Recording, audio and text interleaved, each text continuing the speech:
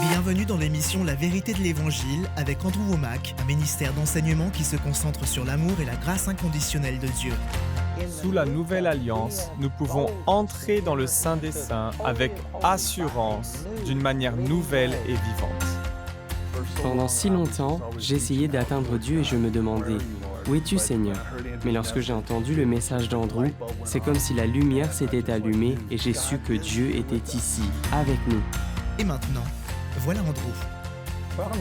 Bienvenue dans notre émission La vérité de l'Évangile. Aujourd'hui, je termine ma 3e semaine à enseigner sur un sujet intitulé « Esprit, âme et corps ». Il est question de votre esprit, c'est-à-dire la partie de vous qui a été changée au moment du salut.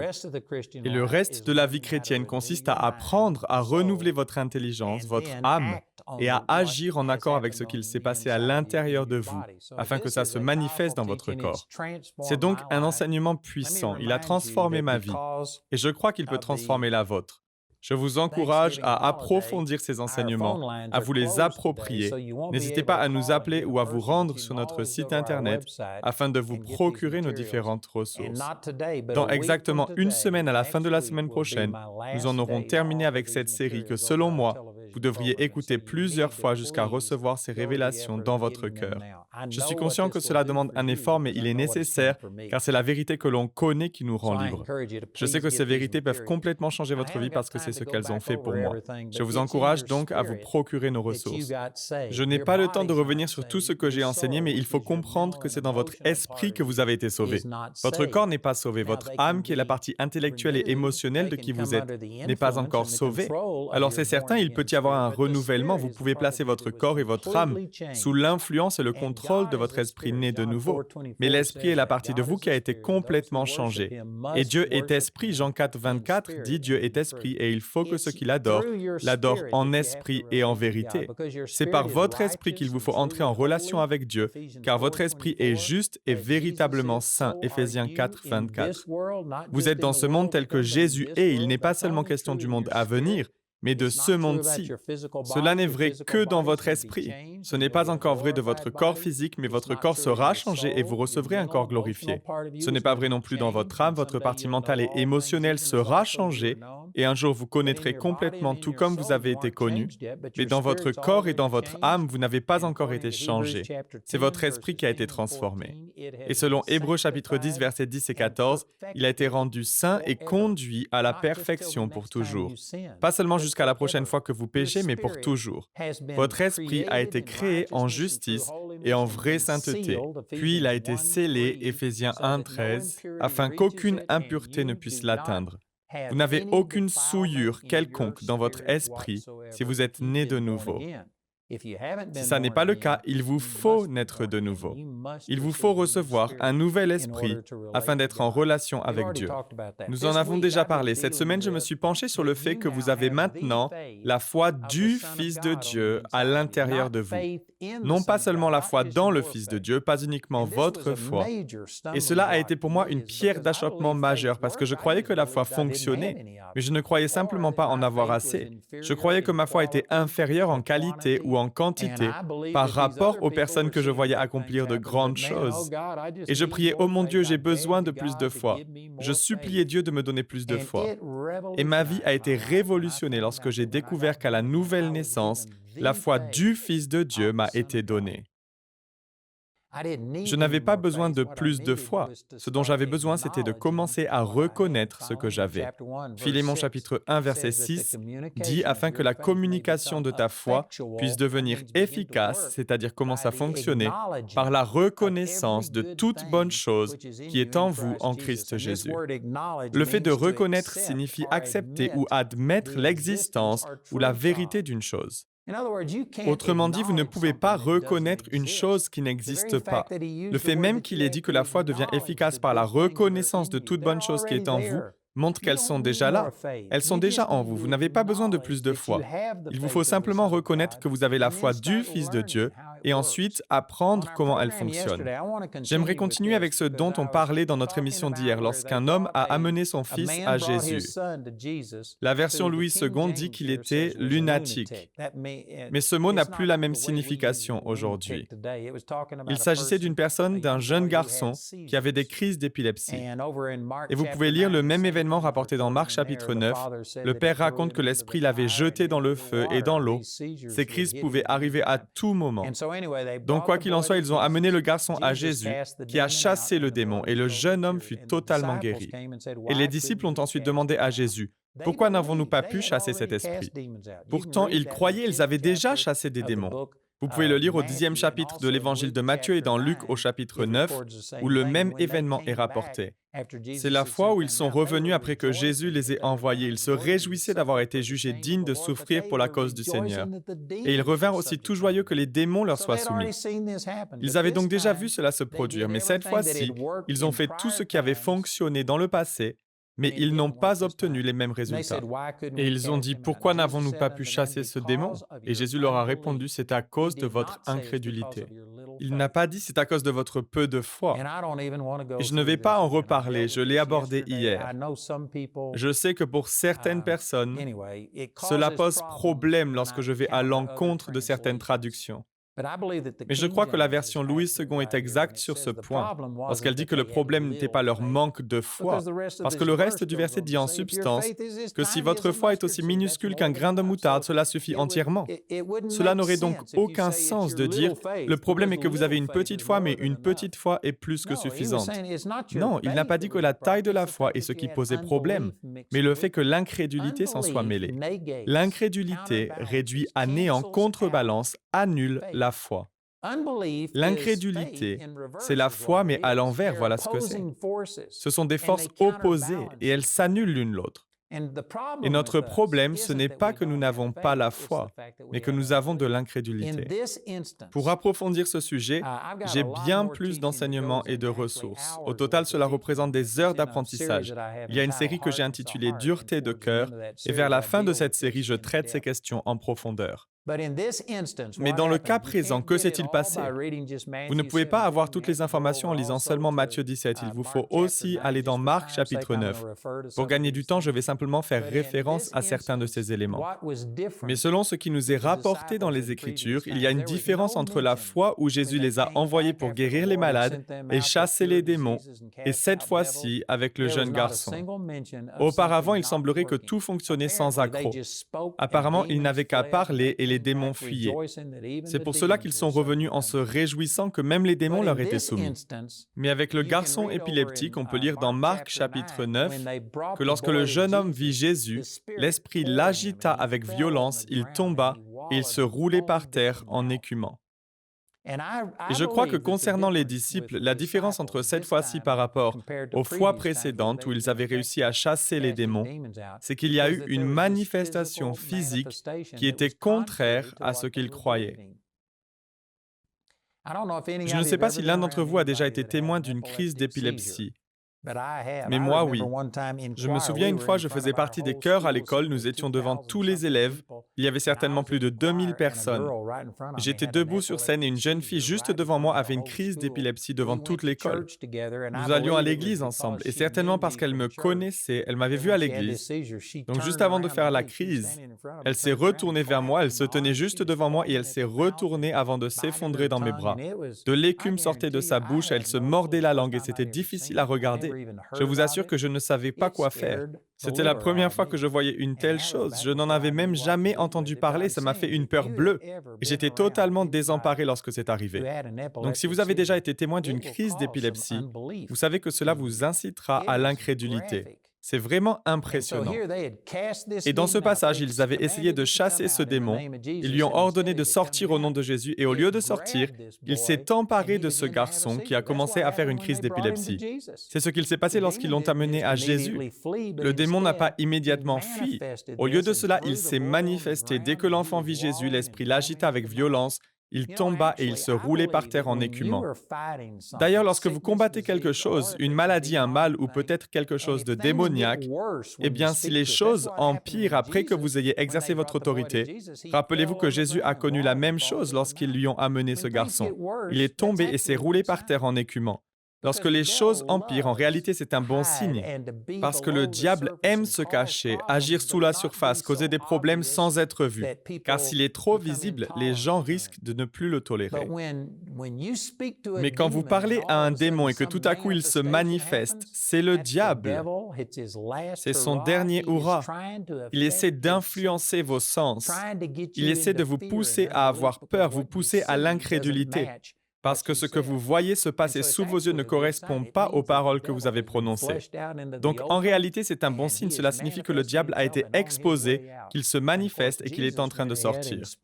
Et bien sûr, Jésus a continué. Il menaça le démon et quand il le fit, le garçon fut guéri et délivré.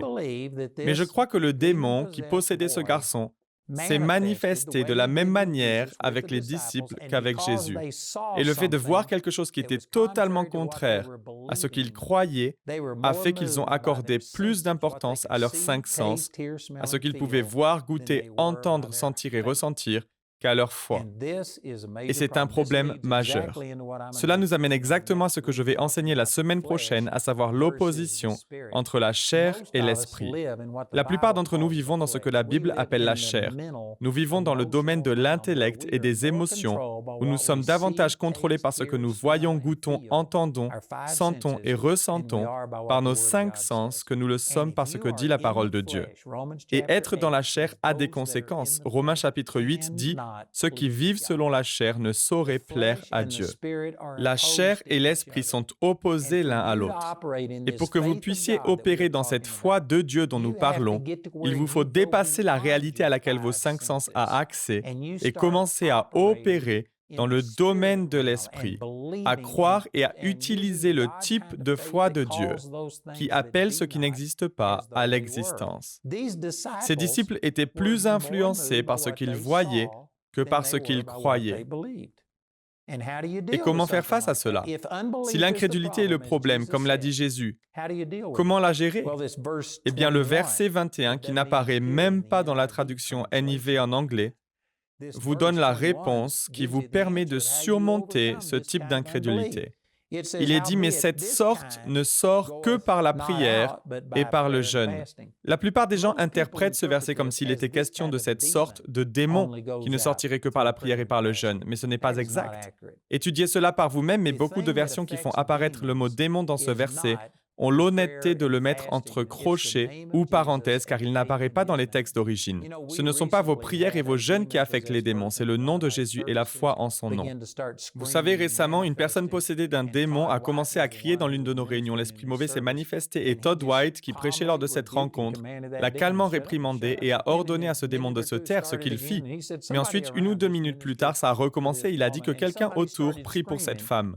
Et une personne s'est mise à crier et avec beaucoup de sagesse, Todd a expliqué, « Vous n'avez pas besoin d'élever la voix. Ce ne sont pas vos cris qui comptent ou ce que vous pouvez faire, mais c'est le nom de Jésus et la foi que vous placez dans le nom de Jésus. » Et il s'est contenté de parler calmement. Il leur a dit de la regarder dans les yeux et de lui dire combien Dieu l'aimait. Et cette femme a été sauvée, baptisée dans l'Esprit Saint et délivrée simplement par des gens qui priaient et lui parlaient calmement. Mais vous voyez, il y a des gens qui pensent que certains démons sont plus forts que d'autres et qu'il y a certains esprits mauvais pour lesquels il faut jeûner et prier avant de pouvoir les chasser. Dans les versions King James et Darby notamment, on voit que le sujet de la phrase n'était pas le démon. On retrouve le sujet de la phrase dans la réponse à la question « Pourquoi n'avons-nous pu les chasser ?» Il a dit « C'est à cause de votre incrédulité. L'incrédulité est le sujet. C'est ce dont il parlait et ce genre d'incrédulité ne sort que par la prière et par le jeûne. » Quel est donc le rapport entre la prière et le jeûne et l'incrédulité? À nouveau, l'incrédulité, ce genre d'incrédulité, est venu à cause de ce qu'ils ont vu. Très rapidement, à nouveau, si vous souhaitez obtenir des ressources pour vous aider à aller plus loin, vous pouvez visiter notre site Internet ou nous appeler. Vous pourrez notamment vous procurer mon enseignement sur la dureté de cœur. Il est disponible sous forme de livres, CD et DVD. J'entre dans plus de détails à ce sujet. Mais ce que je vais partager maintenant est mon opinion personnelle, ma propre pensée. Je ne peux pas vous montrer un verset qui le dit dans ces termes exacts, mais par mon étude des Écritures, nourriture, mes rapports avec les gens, j'ai classé l'incrédulité en 3 catégories. Il y a l'incrédulité qui vient de l'ignorance. Si vous ne connaissez pas une chose, alors vous n'aurez pas la foi pour l'obtenir. Ainsi, la foi vient de ce qu'on entend et ce qu'on entend vient de la parole de Dieu. Ce que vous ne connaissez pas, c'est cela qui vous tue. Donc, si vous ne connaissez pas la vérité, si vous ignorez une vérité, il y aura naturellement de l'incrédulité. Par exemple, si vous n'avez jamais entendu dire qu'une personne est ressuscitée d'entre les morts, vous allez naturellement penser, eh bien, cela peut-il arriver? Parce que vous n'en avez jamais entendu parler, vous n'en savez rien. Vous ne savez pas ce que dit la parole.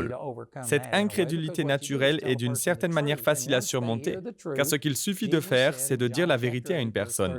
Et une fois qu'elle a entendu, Jésus dit en Jean chapitre 8, verset 32, « Vous connaîtrez la vérité et la vérité vous rendra libre. » Donc voilà comment surmonter cette ignorance qui provoque l'incrédulité. Vous la surmontez en disant la vérité à une personne et une fois qu'elle a entendu la vérité, si elle l'accepte, alors elle peut surmonter ce genre d'incrédulité. Le deuxième type d'incrédulité n'est pas l'ignorance, mais un mauvais enseignement.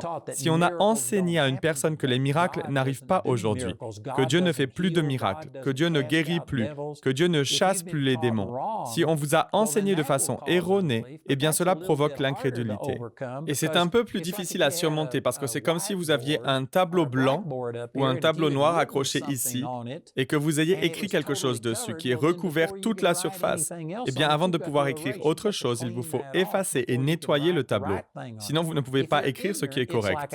Si une personne est ignorante, c'est comme un tableau blanc. Vous écrivez simplement la vérité dessus et cette vérité libère. Mais si on leur a enseigné des choses fausses et que cette mauvaise compréhension est écrite dans leur cœur, alors il vous faut d'abord effacer ces choses avant de pouvoir y écrire les bonnes vérités.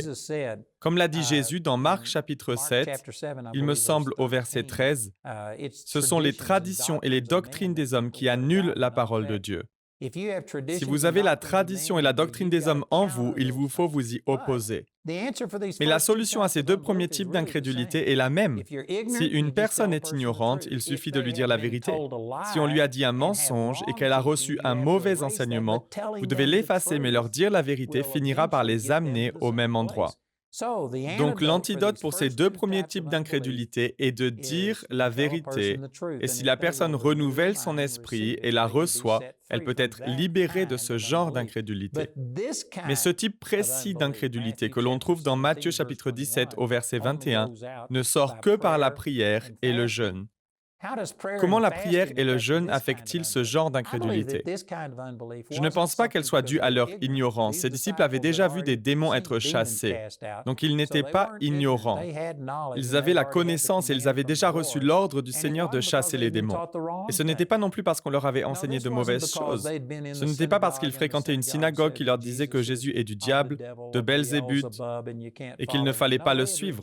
Non, ils avaient rejeté cet enseignement. La cause n'était pas une mauvaise doctrine, mais le simple fait qu'ils aient vu quelque chose qui a affecté leurs 5 sens et qui allait à l'encontre de ce qu'ils proclamaient et croyaient qui allait arriver.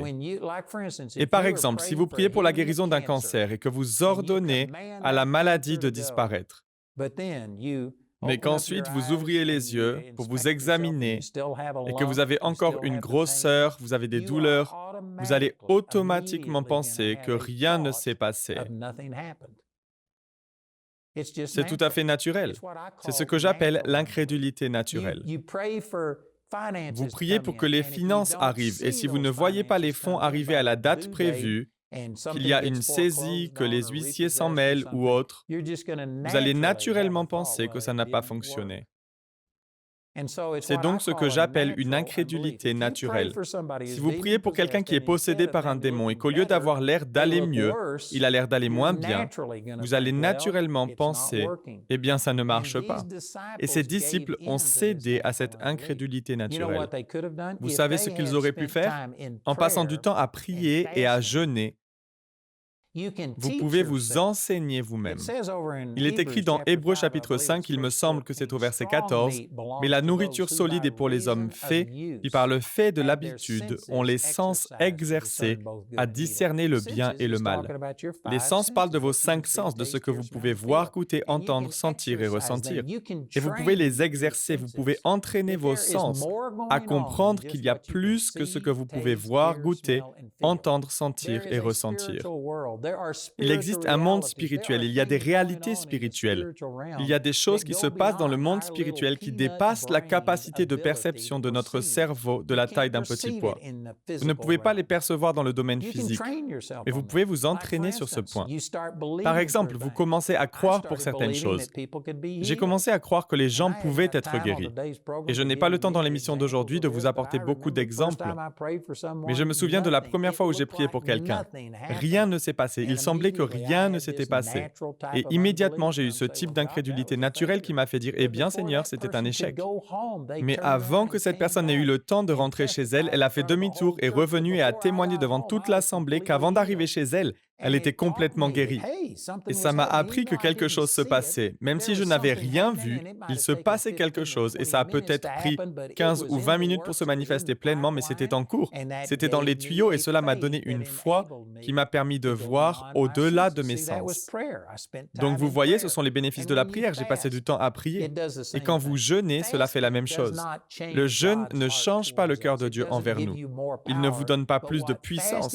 Mais ce que le jeûne fait, c'est qu'il change votre cœur envers Dieu. Si vous avez été contrôlé par vos sens, que vous êtes une personne qui n'est influencée que par ce que vous voyez, goûtez, entendez, sentez et ressentez, si vos 5 sens vous dominent, c'est ce que la Bible appelle être charnel. Et si vous êtes ainsi, vous savez que l'une des façons de le briser est en jeûnant. Parce que je peux vous assurer que si vous ignorez votre faim, votre appétit, votre chair se rebellera. S'il y a de la chair et des envies charnelles à l'intérieur de vous, elles feront rapidement surface. Certaines personnes ne peuvent même pas sauter un seul repas. Si vous sautez un repas, vous commencez à avoir des problèmes. Si vous jeûnez pendant 1 ou 2 jours, je peux vous assurer que votre chair va se mettre à hurler. Vos sens vont vous dire « Nourris-moi, nourris-moi ». Et si vous dites « Non, nous allons jeûner », parce que je suis trop dominé et contrôlé par mes sens. Je vais commencer à me laisser contrôler par toute parole qui sort de la bouche de Dieu. Je vais me concentrer sur le monde spirituel plutôt que sur le monde physique. Si vous prenez une telle décision, vos sens vont se rebeller. Et ils diront « Nous allons mourir à l'heure du dîner ». Le premier jour. Et vous direz « Non, vous ne mourrez pas ». Et vous persévérez. Eh bien, le deuxième jour, je vous garantis que votre corps se mettra à crier et vous devrez lui dire « Écoute mon corps, si tu ne te soumets pas et n'obéis pas, je vais jeûner pendant 3 jours. » Votre corps dira « 3 jours, je vais mourir, c'est sûr. » Et vous disiez « D'accord, puisque c'est comme ça, 4 jours. » Et vous savez quoi? Vos sens finiront par se soumettre, comme il est dit dans Hébreux 5,14. Mais la nourriture solide est pour les hommes faits qui, par le fait de l'habitude, ont les sens exercés. Exercer signifie que vous devez le faire plus d'une fois. Vous devez le faire à répétition. C'est un processus. Et vous pouvez littéralement soumettre vos sens jusqu'à ce qu'ils commencent à prendre conscience que « Hé, je suis en train de vivre par la parole de Dieu et non par le pain seulement. » Donc vous pouvez commencer à vous entraîner et à vous exercer dans le temps. Vous savez, je me suis occupé de l'incrédulité par la prière et le jeûne. J'ai vu des gens ressusciter, des yeux aveugles s'ouvrir, et maintenant lorsque je prie pour une personne, si je ne vois pas de résultat immédiat, eh bien mes sens sont exercés et savent que quelque chose est en train de se passer. Je ne peux peut-être pas le voir, le goûter, l'entendre, le sentir ou le ressentir, mais il se passe quelque chose dans le domaine spirituel et je ne laisse pas cette incrédulité s'abattre sur moi. Voici comment se débarrasser de ce type d'incrédulité naturelle. Par le fait de l'habitude, il faut être plus concentré sur le domaine spirituel que sur le domaine physique. Cela portera un coup mortel à votre moi charnel. Je n'ai plus de temps aujourd'hui, mais il y a bien plus à dire sur le sujet et je le fais dans ce livre. Je vous encourage à vous le procurer. Vous pouvez appeler nos bureaux aux heures d'ouverture pour commander nos ressources ou pour la prière. Vous pouvez également aller sur notre site Internet et visiter notre boutique en ligne. Vous pouvez aussi nous écrire par email et demander le lien de téléchargement de cet enseignement que nous vous enverrons gratuitement. Notre présentateur va vous donner plus de renseignements et en attendant la prochaine émission, je vous encourage à réécouter les précédentes et à approfondir ces vérités par vous-même. Je continuerai cet enseignement dans mes émissions la semaine prochaine et je vais partager avec vous certaines choses qui, je vous l'assure, feront une énorme différence dans votre vie si vous pouvez vous en saisir. Voilà les vérités que Dieu a utilisées pour changer ma vie. Profitez-en, écoutez notre annonceur et contactez-nous aujourd'hui. Le programme d'aujourd'hui fait partie de la série Esprit, âme et corps. Nous espérons que ce message vous a béni. Notre ligne téléphonique est ouverte aux heures indiquées à l'écran. Appelez-nous si vous avez des questions sur ce programme, si vous avez besoin de prière ou si vous désirez commander l'un de nos enseignements. Vous pouvez nous contacter au numéro qui s'affiche à l'écran. Ce programme a été rendu possible grâce au soutien financier de nos partenaires. Si vous souhaitez devenir partenaire, vous pouvez le faire en appelant ces numéros. Nous vous proposons un livre sur le même sujet que l'émission d'aujourd'hui, intitulé « Esprit, âme et corps », que vous pouvez vous procurer pour 14 €. Vous pouvez aussi opter pour les fichiers audio MP3 et vidéo MP4 sur clé USB pour 24 €. Le guide d'études est pour l'instant seulement disponible en anglais. Il inclut le contenu du livre ainsi que des questions en rapport avec chaque sujet abordé afin d'étudier seul ou en groupe. Pour tous nos téléspectateurs qui se trouvent en dehors de l'Europe, tous les produits que nous vous présentons sont disponibles grâce à nos bureaux dans votre région. Vous pouvez les contacter grâce aux détails qui s'affichent sur votre écran afin de connaître le prix dans leur monnaie locale. Andrew a à cœur que chacun puisse écouter ou regarder ce programme à sa convenance et puisse le partager avec d'autres. Si vous ne pouvez pas vous permettre d'acheter les CD ou DVD, nous vous enverrons un lien afin de télécharger gratuitement l'enseignement de cette semaine en version audio MP3. Notez que vous ne pouvez profiter de cette offre qu'en appelant notre ligne téléphonique. Vous pouvez nous appeler dès maintenant au numéro qui s'affiche sur votre écran. Nous nous ferons un plaisir de répondre à vos questions, de prier avec vous ou de vous aider à commander l'un de nos enseignements. Notre ligne sera ouverte pendant les heures inscrites à l'écran. Nos opérateurs téléphoniques répondront en français ou en anglais selon les informations qui se trouvent sur cette annonce. Toutes les ressources d'Andrew en français se trouvent dans les boutiques en ligne des sites internet de nos bureaux affichés à l'écran. Vous pouvez également nous joindre par email en français et en anglais aux adresses qui s'affichent sur votre écran. Nous espérons avoir de vos nouvelles. La prochaine fois dans la vérité de l'Évangile. Saviez-vous qu'il existe plusieurs traductions qui prennent ce premier verset de Romains chapitre 8, verset 1, et disent seulement « Il n'y a donc maintenant aucune condamnation pour ceux qui sont en Christ Jésus, point final ». Et elles laissent de côté cette phrase qui marche non selon la chair, mais selon l'esprit. Et je suis d'accord avec cette phrase, qu'il n'y a aucune condamnation. À cet endroit, le mot grec traduit par « aucune » signifie « absolument zéro ». Non existant. Il s'agit d'un négatif absolu et sans réserve. Cela veut dire rien, nada, zéro, absolument aucune condamnation pour ceux qui sont en Christ Jésus. Et je suis en accord avec cela de la part de Dieu. Mais par exemple, j'enseigne beaucoup sur ce sujet. Dieu ne nous impute pas nos péchés. Il a imputé nos péchés à Jésus et nous ne sommes pas punis pour nos fautes. Le châtiment a déjà été infligé à Jésus. Et lorsque vous faites de Jésus votre Seigneur, Dieu ne vous donne pas ce que vous méritez. Sa relation avec vous n'est pas basée sur vos performances, mais sur votre foi en Jésus. J'enseigne beaucoup ces vérités. Et donc il y a des gens qui prennent cela et qui disent « Gloire à Dieu ». Le péché n'a pas de conséquences. Je peux vivre dans le péché. Je vais faire ce que je veux. Je vais dépasser les limites de vitesse, je vais me mettre à voler. Je vais faire n'importe quoi parce qu'il n'y a pas de conséquences au péché. Mais ce n'est pas vrai. Il n'y a pas de conséquences de la part de Dieu. Dieu ne va pas vous punir pour ce que Jésus a déjà porté.